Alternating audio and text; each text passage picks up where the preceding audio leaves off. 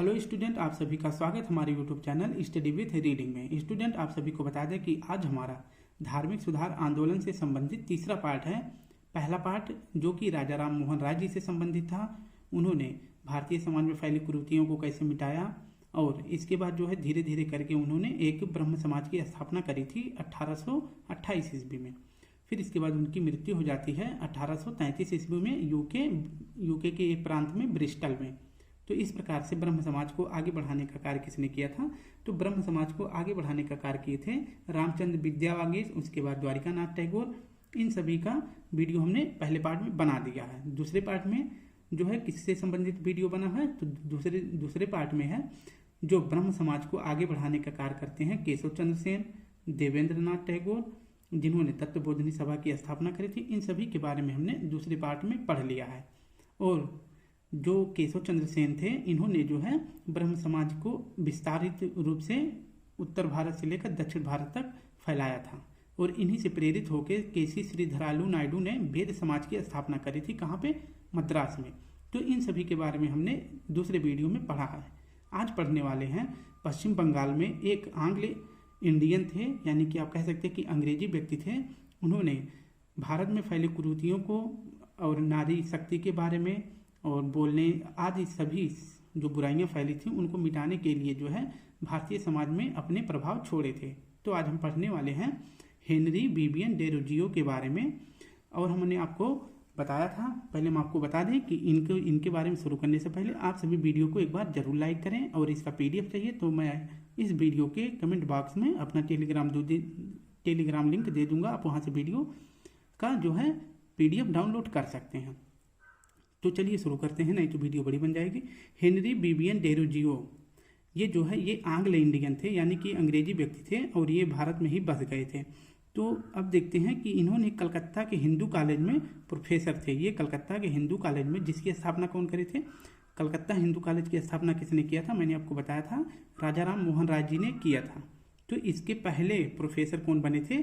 तो Henry Vivian Derozio इसके पहले प्रोफेसर थे। और कब से कब तक? तो ये 1826 से लेकर 1831 तक इसके प्रोफेसर रहे थे। नेक्स्ट है कि इन्होंने 1820 में इन्होंने यंग बंग आंदोलन चलाया था। कहाँ पे? तो इन्होंने जो है 1820 में यंग बंग आंदोलन चलाया था। कहाँ पे? पश्चिम बंगाल में।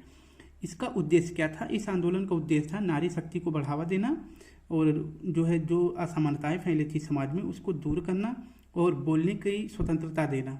आप देख रहे हैं कि अंग्रेजों के सामने जो है हिंदुओं को बोलने का मतलब जो हिंदी लोग थे, भारतीय लोग थे, उनको बोलने का अधिकार नहीं था। तो इस पर इन्होंने आंदोलन चलाया था, यंग बंग आंदोलन। इसमें जो है नारियों को जो है समानता देने की बात कही गई थी और खुलकर अपनी बात रखने के लिए अंग्रेजों के समक्ष इस पर भी स्वतंत्रता की बात कही गई थी। इस हिसाब से हम हेनरी विवियन डेरोजियो को जानते हैं। अब देखते हैं कि हेनरी विवियन डेरोजियो जो है किससे प्रेरित थे? तो ये फ्रांस की क्रांति से प्रेरित थे। ठीक है, हेनरी विवियन किससे प्रभावित थे? इनको प्रेरणा किससे मिली थी? तो ये फ्रांस की क्रांति से इनको प्रेरणा मिली थी। अब देखते हैं कि हेनरी विवियन के शिष्य कौन थे? तो इनके शिष्य थे राम गोपाल घोष, महेश चंद्र घोष और कृष्ण मोहन बनर्जी। इसको याद रखना, इनके शिष्यों के बारे में पूछा गया है कि हेनरी विवियन डेरोजियो के शिष्य कौन थे? तो राम गोपाल घोष, महेश चंद्र घोष और कृष्ण मोहन बनर्जी। नेक्स्ट है कि सुरेंद्रनाथ बनर्जी, इन्होंने जो है डेरोजियो को आधुनिक भारतीय सभ्यता का अग्रदूत कहा है और हमारी जाति का पिता भी कहा। ठीक है, सुरेंद्रनाथ बनर्जी ने डेरोजियो को क्या कहा? आधुनिक भारतीय सभ्यता का अग्रदूत और हमारी जाति का पिता, क्योंकि ये अंग्रेज होते हुए भी भारतीयों के बारे में, उसके समाज के बारे में बहुत अधिक सोचते थे, इसको सुधारने की बात कर रहे थे। ठीक है, तो इस हिसाब से सुरेंद्रनाथ बनर्जी ने इन्हें क्या कहा? हमारी जाति का पिता कहा। नेक्स्ट है कि आधुनिक भारत का प्रथम राष्ट्रवादी कवि भी इन्हें कहा जाता है। आधुनिक भारत का प्रथम राष्ट्रवादी कवि भी इन्हें कहा जाता है। इनकी पत्रिका का क्या नाम है? इनकी पत्रिका का नाम है बंगाल स्पेक्टेटर। बंगाल स्पेक्टेटर इनकी पत्रिका का नाम है। और इनके दैनिक पत्रिका का क्या नाम है? इनकी दैनिक पत्रिका का नाम है ईस्ट इंडिया। याद रखना, ईस्ट इंडिया इनकी दैनिक पत्रिका है और बंगाल स्पेक्टेटर इनकी पत्रिका है। याद रखना, इंपॉर्टेंट है।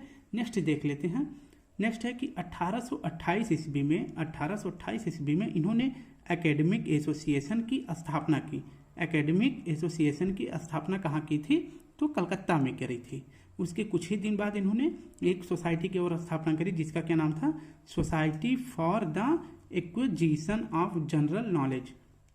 इन्होंने 2 संगठनों की स्थापना करी थी। एकेडमिक एसोसिएशन की स्थापना कलकत्ता में की थी, फिर उसके कुछ ही समय बाद जो है society for the acquisition of general knowledge की भी स्थापना की थी। इसको याद रखना।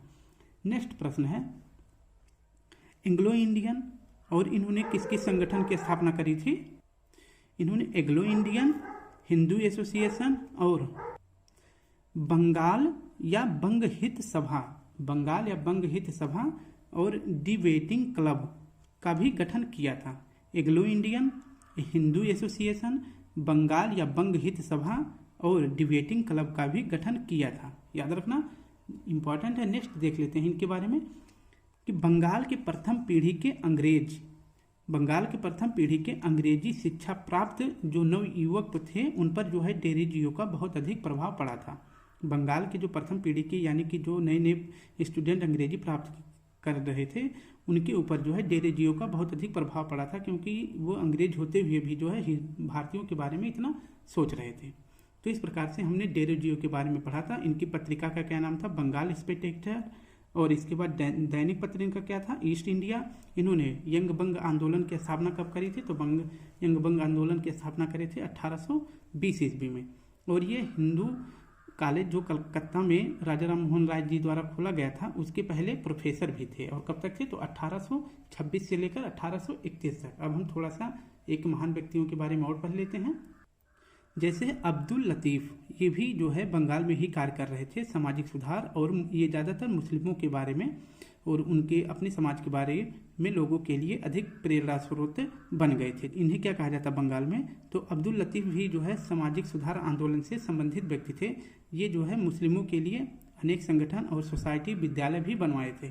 तो इन्हें जो है बंगाल में क्या कहा जाता था? इन्हें बंगाल में कहा जाता था मुस्लिम पुनर्जागरण का पिता। मुस्लिम पुनर्जागरण का पिता किसे कहा जाता था? तो यह कहा जाता था अब्दुल लतीफ़ को। याद रखना। इसके बाद जो है 1863 ईस्वी में इन्होंने एक सोसाइटी की स्थापना करी थी जिसका क्या नाम था? Mohammedan literary society. 1863 ईस्वी में अब्दुल लतीफ़ ने मोहम्मडन लिटरेरी सोसाइटी की स्थापना की थी। तो इसको भी याद रखना। अब हम जो है आगे पढ़ेंगे कल किसके बारे में? तो शुरू करेंगे ईश्वरचंद विद्यासागर जी के बारे में। इनके बारे में हम कल पढ़ेंगे। आज जो है बस हेनरी विवियन डेरोजियो के बारे में और अब्दुल लतीफ़ के बारे में हमने पढ़ लिया है। तो फिर कल मिलेंगे। आज के लिए आप सभी को अगर इसका PDF चाहिए तो इस वीडियो के कमेंट बॉक्स के नीचे आप इसका PDF डाउनलोड कर सकते हैं। कल फिर मिलेंगे। आज के लिए आप सभी को प्यारा सा जय हिंद, जय भारत।